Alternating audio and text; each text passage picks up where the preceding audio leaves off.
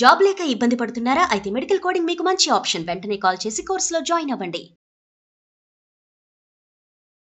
నమస్తే, సుమన్ టీవీకి స్వాగతం. సో వైష్ణవి విషయంకొస్తే అండి, వైష్ణవి మా చెల్లి శ్వేతనాగు రూపంలో వచ్చింది అని అంటున్నారు. నిజంగా అలాంటివి ఉంటాయా? అసలు అలాంటివి జరుగుతాయా? ఇవన్నీ మనతో వివరించడానికి ప్రముఖ జ్యోతిష్యుడు, సంకల్ప మందిర్ నిర్వాహకులు బ్రహ్మశ్రీ నందిబట్ల శ్రీహర్ష గురు గారు ఉన్నారు. వారిని అడిగి తెలుసుకుందాం. నమస్తే గురుగారు. వాగర్థావివ సంపృక్తౌ వాగర్థ ప్రతిపత్తయే జగతః పితరౌ వందే పార్వతీ పరమేశ్వరౌ ఆదిత్యాయ చ సోమాయ మంగళాయ బుధాయ చ గురు శుక్ర శనిభ్యశ్చ రాహవే కేతవే నమః. శృంగేరి జగద్గురు పీఠాధిపతులకి, కంచి పీఠాధిపతులకి నమస్కారములు తెలియచేసుకుంటూ కార్యక్రమాన్ని ప్రారంభిద్దాం. ఏంటంటే వైష్ణవి శ్వేతనాగు రూపంలో మాకు చెల్లి వచ్చింది అంటే, వైష్ణవి సమాధి దగ్గర ఒక పాము వచ్చింది, అది శ్వేతనాగు అని. మా చెల్లి ఆ రూపంలో వచ్చింది అంటున్నారు. నిజంగా అంటే ఒక చనిపోయిన మనిషి ఇలాంటి పాము రూపాల్లో వస్తారా? ఆ అమ్మాయి సమాధి దగ్గర చనిపోయిన దారభ్యత కర్మ అన్నీ అయిపోయేంత వరకు కూడా ఉండి, తర్వాత ఆ తల్లిదండ్రులు, అన్నదమ్ములు వీళ్ళందరూ కూడా ఆ పడే వేదన వర్ణనాతీతం. ఆమె మరణించి ఇన్ని రోజులు, దాదాపు 3-4 వారాలు, నెల అయిందమ్మా. 3-4 వారాలు అయితే ఈజీగా అయ్యింది గురుగారు. ఇంతవరకు ఆ అమ్మాయికి న్యాయం జరగలేదు. పోనీ అవతల వైపు నుంచి ఇంత కిరాతకంగా ఒక గర్భవతిగా ఉన్నటువంటి ఆమెని సొంత భర్తే చంపగలిగాడు అని అంటే ఎంతటి కిరాతమైనటువంటి హృదయం గలవాడు, దయ కలిగినటువంటి భర్త కాదు. మామూలుగా ఉంటేనే ఆడపిల్లని మనం ఒక మాట అనడానికి ఇబ్బంది పడతాం. అటువంటిది తన ప్రతిరూపమే అందులో ఆ అమ్మాయి గర్భంలో ఉన్నది. ఎంతో సంతోషపడాలి ఒక భర్తగా. కానీ ఒక రాక్షసుడిగా వ్యవహరించి క్షణికావేశంతో ఆ అమ్మాయిని అతి దారుణంగా చంపగలిగాడు అంటే, అయినప్పటికీ కూడా ఇంకా అసలు న్యాయమా అన్యాయమా ఎలా పోతుంది సమాజంలో? అందరూ ప్రతి వాళ్ళు కూడా అమ్మాయికి న్యాయం జరగాలి, ఆ కుటుంబానికి న్యాయం జరగాలి. అయితే ఇలాంటి ఘోరమైనటువంటి తప్పు జరిగినటువంటి తర్వాత ఆ అమ్మాయిని అక్కడ సమాధిగా పూడ్చడం జరిగింది. తదనంత కార్యక్రమాలు అయిపోయి అన్నీ అయిపోయింది. సహజంగా సమాధులు అన్నప్పుడు ఎవరు ఆలనా పాలన ఉండదు. ఆ సమాధులు ఉండేటువంటి చోట పిచ్చి చెట్లు ఇవన్నీ ఉంటుంటాయి. సాధారణంగా మనకు ఎక్కువగా సమాధుల చుట్టూ చెట్లు బాగా వేపుగా పెరిగి ఉండడము, ఎవరు అక్కడ మనుష్య సంచారం లేని కారణం చేత మనుష్య సంచారాన్ని ఇష్టపడని జీవులు ఆ సమాధుల దగ్గర ఉంటుంటాయి. అందులో ప్రముఖమైనటువంటి పాములు. సమాధుల చుట్టూ ఎక్కువగా పాములు ఉంటాయి. అయితే మా అమ్మాయి కనిపించింది శ్వేతనాగే ఇలా చెప్తున్నారు. అంటే వాస్తవానికి గమనించుకున్నట్లయితే ఇక్కడ దుర్మరణం పాలైన వ్యక్తి యొక్క ఆత్మ అలా కనిపించడం అనేటువంటిది జరగదమ్మా. ఎందుకు అనంటే, దుర్మరణం అంటే road accident, fire accident, suicide attempt, నదిలో బావిలో పడి చనిపోవడం, ఇంట్లోంచి వెళ్ళిపోవడం, లివర్ ఫెయిల్యూర్, కిడ్నీ ఫెయిల్యూర్, క్యాన్సర్తో చనిపోవడం, 60 సంవత్సరాల లోపల కుటుంబ సభ్యులు ఎలాగైనా చనిపోయినా, అలాగే స్త్రీ హత్య, గోహత్య, బ్రాహ్మణ హత్య, పిల్లిని చంపిన, పాముని చంపిన, ఇలాంటి సందర్భాల్లో హత్య జరిగిన ఎవరైతే చనిపోతారో వాళ్ళ ఆత్మ మోక్షాన్ని పొందదు. ఈ యొక్క భూమికి మోక్షానికి సంబంధించినటువంటి మధ్యలో అంతరిక్షంలో అనగా త్రిశంకు స్వర్గం అని అంటారు.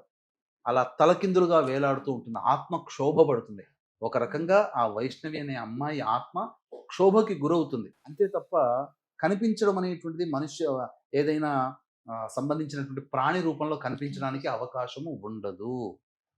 శాస్త్ర ప్రకారం మాట్లాడుకోవాలి అంటే అది వాళ్ళొక ఇల్యూషన్, ఒక భావన. అంటే పాము కనబడగానే అది పాము అంటే దేవతా సర్పం. వాళ్ళ అమ్మాయి చనిపోయిన వాళ్ళని మనం దేవతలుగానే భావిస్తాం. మనకు పల్లెటూళ్ళలోనే ఎక్కడైనా పితృదేవతలు అని అంటాం. ఎవరైనా అబ్బాయి చనిపోయినా, అమ్మాయి చనిపోయినా, ఎవరు చనిపోయినా, పిల్లలు చనిపోయినా దేవతల కిందనే లెక్క కడతాం.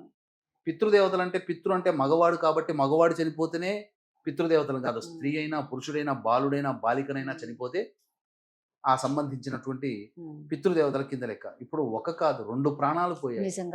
కాబట్టి ఆ యొక్క శాప ప్రభావం, పంచశాప ప్రభావాలు అని అంటారు. ఇవి ఉన్నప్పుడు మారు బలిని కోరుకుంటాయి. కుటుంబంలో దుర్మరణాలు జరిగితే మారు బలిని కోరుకుంటాయి. అందుకనే మనం ఉపేక్ష చెయ్యకూడదు. ఇది ఆ అమ్మాయి వాళ్ళ కుటుంబానికి జరిగిన నష్టాన్ని ఎవరు పూడ్చలేరు. అమ్మా, అవును గురుగారు. ఇప్పుడు ఎంత డబ్బులు ఇచ్చినా ఏం చేసినా ఆ తల్లి ఇంకో- కడుపు కోత ఎవరు ఇంకో వైష్ణవి అయితే రాదు రాదు కదా. కదా. అవును ఒక మనిషిని పోలిన మనుషులు 7 ఉంటారు ప్రపంచంలో. అవును అవును. ఆ 7లో వైష్ణవి లాగా ఉండే అమ్మాయిని పట్టుకొచ్చిన సొంత కూతురు అయితే కాదుగా. కాదు కదా. ఆ లోటుని ఎవరు పూడ్చలేరు. కానీ ఆ అమ్మాయికి న్యాయం ఇక్కడ మనం జరిగేటువంటిది న్యాయం అనుకుంటాం. కానీ శాస్త్ర ప్రకారం న్యాయం జరగాలి అని అంటే ఆ అమ్మాయికి పట్టినటువంటి దుర్గతి ఏది ఉందో ఆ దుర్గతిని విమోచన చెయ్యాలి. అంటే ఏ కుటుంబంలోనైతే ఇప్పుడు చెప్పబడినటువంటి దుర్మరణాలు కలుగుతాయో ఆ కుటుంబంలో ఒక మారు బలిని కోరుకుంటుంది. ఇప్పుడు ఒక అపవాదు ఉంది. ఆ చంపినటువంటి హరిబాబు అనేటువంటి తండ్రిని సొంత తల్లే చంపింది అని ఒక అపవాదు. ఏదో హార్ట్ అటాక్ తోనో ఏదైతేనేమి చిన్నతనంలో కోల్పోయాడు. వైష్ణవి చనిపోక ముందు కూడా గురుగారు మీరు అన్నట్లే వాళ్ళ ఫ్యామిలీలో మీద మీద ఒక్కొక్కరు చనిపోతూ వచ్చారట. ఎవరి ఫ్యామిలీలో? ఈ వైష్ణవి వాళ్ళన్న ఒక వీడియో రిలీజ్ చేశారు. వాళ్ళ నానమ్మో ఎవరో అంటే ఒక్కొక్కరు చనిపోతూ వచ్చారు. వైష్ణవి చనిపోక ముందు కూడా అంటే పాపం వాళ్ళు మా ఫ్యామిలీలోనే ఎందుకు ఇలా అవుతుంది, ఇంతమంది ఎందుకు చనిపోతున్నారని వాళ్ళన్న ఒక వీడియో కూడా వదిలారు. మాకే ఎందుకు అవుతుంది? ఇది దుర్మరణాలు జరిగినప్పుడు ఇది మారుబలిని కోరుకుంటుంది. మీకు ఉదాహరణ చెప్తానమ్మా. ఉదయ్ కిరణ్ ఉదాంతం తీసుకోండి. వాళ్ళ అన్నయ్య గొప్ప మెడిసిన్ లో గొప్ప టాప్ ర్యాంకర్, మంచి సీట్ సంపాదించాడు నేషనల్ లెవెల్లో. కానీ పరిస్థితులు అతనికి అనుకూలించక ఎదుటి వాళ్ళు టీస్ చేయడం వల్ల నేను ఈ లోకంలో ఉండాల్సింది కాదు, నేను బాధపడ్డాడు, ఈ లోకంలో ఉండాల్సింది కాదు, సూసైడ్ చేసుకున్నాడు. అప్పుడే పరిహారం చేసుంటే బాగుండేది. ఆ దుర్మరణం పాలైంది కదా. మారుబలిని మళ్ళీ తల్లి రూపంలో కోల్పోయింది. తల్లి ఉదయ్ కిరణ్ తల్లి పుష్కరాల్లో పోయినప్పుడు నదిలో పడి చనిపోయింది. కానీ అప్పటికైనా పరిహారం చేసుకుంటే బాగుండేది. కనీసం ఉదయ్ కిరణ్కి అలాంటి ఆలోచన. ఎందుకంటే ఒక దుర్మరణం ఇంకొక మారుని బలి కోరుకుంటుంది. ఇప్పుడు విజయ్ ఆంటోని ఉన్నాడు, బిచ్చగాడు హీరో. తను 9వ తరగతి చదువుతున్నప్పుడు తన తండ్రి సూసైడ్ చేసుకున్నాడు.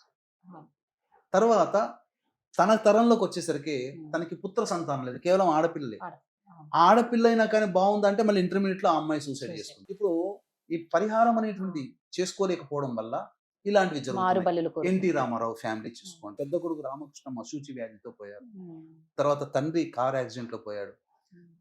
హరికృష్ణ పెద్ద కొడుకు జానకిరామ్, హరికృష్ణ, ఎన్టీ రామారావు చిన్న కూతురు ఉమామహేశ్వరి, ఎన్టీ రామారావు ఒక మనవరాలు, ఎన్టీ రామారావు తమ్ముడు త్రివిక్రమరావు పెద్ద కొడుకు కళ్యాణ్ చక్రవర్తి కంటే ఇంకో పెద్దవాడు, ఆయన కూడా హీరో చేశాడు 2-3.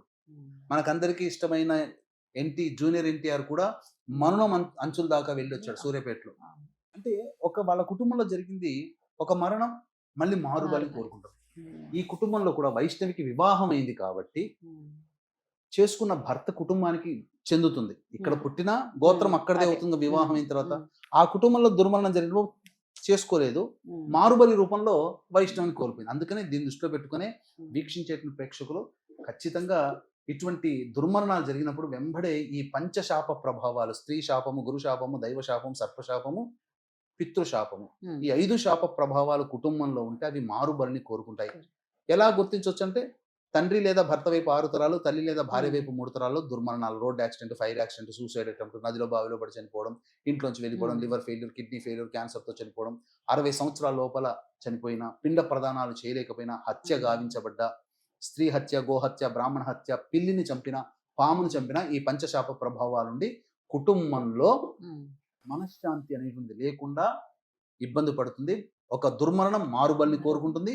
లేదా ఇంకో రూపంలో కుటుంబ సభ్యుల మధ్య అవగాహన ఉండదు. ఎవరికి వారే యమునా తీరే, ఎవరి డిసిషన్ వారిదే. కానీ ఒక ఇంట్లో ఉంటారు, కానీ ఎవరికి సంబంధం లేకుండా జీవిస్తుంటారు. అలాగే మందులకు నయంకాని రోగాలతో బాధపడుతుంటుంటారు. అన్ని అవకాశాలు దగ్గర దాకా వచ్చి వెనక్కి వెళ్ళిపోతుంటాయి. ఇలా ప్రతి దాంట్లో కూడా సంతోషం అనేది లేకుండా జీవిస్తుంటారు. సంతానం కలగదు, పెళ్లిళ్ళు కావు, అయినా డైవోర్స్లు అయిపోతూనే ఉంటుంటాయి. ఇలా చెప్పుకోలేమమ్మా. అనేక రకాల సమస్యలకి కారణం ఈ పంచశాపాలు. అందుకనే దీన్ని దృష్టిలో పెట్టుకొని మన పీఠం ఆధ్వర్యంలో ప్రతి నెల ఈ పంచశాప నివృత్తి పూజలు, హోమాలు అనేటివి చేయించడం జరుగుతుంది. అలాగే ఈ ఏప్రిల్ నెలలో 17వ తారీఖు రోజున చేయిస్తాం, మే నెలలో 16వ తారీఖు రోజున చేయిస్తాం. అవన్నీ కూడా అవకాశం ఉన్న వాళ్ళు ఈ కార్యక్రమాల్లో కాంటాక్ట్ చేసి ఆ పంచశాప నివృత్తి చేసుకుంటే, మన బాబాయ్ కుటుంబంలో జరిగింది, మా బాబాయ్ మనవరాలు చేసుకుంది, మాకేం సంబంధం అనట్లేదు, మా మేనమామ కుటుంబంలో జరిగింది, మాకు సంబంధం లేదు అనడానికి లేదు. ఒక కుటుంబంలో ఒక వ్యక్తి చనిపోతే మైల పట్టగలిగే బంధుత్వం ఉన్నంత వరకు ఎవరు చనిపోయినా దుర్మరణం అది మనకు వర్తిస్తుంది. కాబట్టి ఖచ్చితంగా ఈ లైవ్ ఇన్సిడెంట్స్ అమ్మ ఇవన్నీ. అవును అవును ఇది అవును. తెలిసిన తర్వాత కూడా ఒక ఉదయ్ కిరణ్ ఫ్యామిలీ, ఒక బిచ్చగాడు హీరో యాంటోనీ ఫ్యామిలీ, ఒక ఎన్టీ రామారావు గారి ఫ్యామిలీ, ఒక వైష్ణవి ఫ్యామిలీ, ఇన్ని ఉదంతాలు మన కంటికి ముందర కనబడుతున్నప్పుడు మన కుటుంబంలో కాదు, మన బాబాయిలు, మన చిన్న తాతలు వచ్చి జరిగింది మనకు రాదులే అనుకోవడానికి లేదు. ఖచ్చితంగా అది మనకు ఉంటుంది, మన జాతక ప్రభావంలో ఉంటుంది. దీని వల్లనే ఎంత గొప్పగా ప్రయత్నించినా ఆ ప్రయత్నంలో విజయాన్ని పొందలేక ఇబ్బందులు పడుతూ ఉంటుంటారు. మనకన్నా తక్కువ నాలెడ్జ్ ఉన్న వాళ్ళు, మనకున్న చిన్నవాళ్ళు గొప్పగా ఎదుగుతూ ఉంటుంటే మనం ఇంత పెట్టుకొని అవకాశాలు దగ్గర దాకా వచ్చి జారవిడ్చుకుంటాం. ఎందుకంటే నా దగ్గరకు ఒక అబ్బాయి వచ్చి జాతకం చూయించుకొని నాకు గవర్నమెంట్ జాబ్ ఉందా లేదా, ఆల్రెడీ నీకు ఉండాలి కదయ్యా, నీకు నీ జాతకానికి యోగం ఉందంటే, అవునండి యోగం ఉంది, 4 సార్లు నేను ఇంటర్వ్యూలు ఫేస్ చేశాను, నాకు గవర్నమెంట్ జాబ్ రాలేదు. ఇది వినడానికి హాస్యాస్పదంగా ఉంటుంది, కానీ ఒకసారి చూస్తే ఆ అబ్బాయి పరిస్థితి చూస్తే, ఒకసారి 2 సార్లు ఇంటర్వ్యూ దాకా వచ్చామంటేనే గ్రేట్. ఖచ్చితంగా జాబ్ కొడతారు. 4 సార్లు గవర్నమెంట్ జాబ్ ఇంటర్వ్యూ దాకా వచ్చి ఫెయిల్ అయిపోయాడు అని అంటే అతని జాతకంలో ఈ దోషం ఉంది. అందుకనే యోగం ఉన్నా అనుభవించలేకపోతున్నాడు. చాలా మంది డబ్బులు చేత పట్టుకొని ఇల్లు కొనుక్కోవాలనుకుంటారు, ఇల్లు కొనుక్కోలేరు. ఎక్కడెక్కడ ఫిక్స్డ్ చేసుకుంటారు, తర్వాత అప్పుడు ఇల్లులు కనబడుతుంటాయి, మన ఇంటి పక్కనే కనబడుతుంటాయి, మన కాలనీ పక్కనే కనబడుతుంటాయి. ఇలా అన్నమాట. ఇల్లు కట్టుకోవాలనే కోరిక తీరకున్నా, ఆస్తి గొడవలు ఉన్నా, ఇవన్నీ పంచశాప ప్రభావాలు ఉంటేనే ఇవి జరుగుతాయి. అందుకనే వీటిని మనం ఖర్చు అనుకోకుండా చేసుకుంటే, నివారణ చేసుకుంటే మంచి జరుగుతుంది. బయట చాలా మటుకు సరిగ్గా జరిగించట్లేదమ్మా, నామమాత్రంగా చేయిస్తున్నారు, ఆన్లైన్ల ద్వారా మోసం చేయిస్తున్నారు. మన పీఠం ఆధ్వర్యంలో 2013 నుంచి మనం చక్కగా దగ్గరుండి కార్యక్రమాన్ని శశాస్త్రీయంగా చేయిస్తున్నాం. కాబట్టి ఇలాంటివి లక్షణాలు ఉన్నాయని అనుకుంటే ఖచ్చితంగా సంప్రదించవచ్చు. కింద స్క్రోల్ అవుతున్న నెంబర్తో మీరు కాంటాక్ట్ అయ్యి ఈ కార్యక్రమంలో మీరు పాల్గొనవచ్చు, సద్వినియోగం చేసుకోవచ్చు. ధన్యవాదాలు గురుగారు. సర్వం శ్రీ ఉమామహేశ్వర పరబ్రహ్మార్పణమస్తు.